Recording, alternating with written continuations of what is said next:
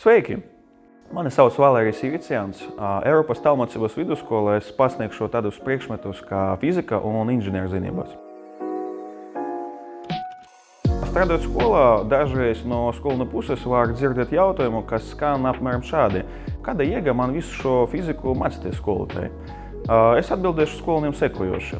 Fizika tev māca likumsakarību veidošanu un pētniecību, kas ir kritiskas domāšanas pamatā. Un tas ir svarīgi dzīvē, jo cilvēku ar eksaktu prātu ir grūtāk apčakarēt. Fizika arī māca meklēt un pielietot informāciju, jo mūsdienas samērā viegli ir visu nepieciešamo atrast tīmeklī, tomēr ne katrs prot efektīvi un liederīgi visu informāciju izmantot.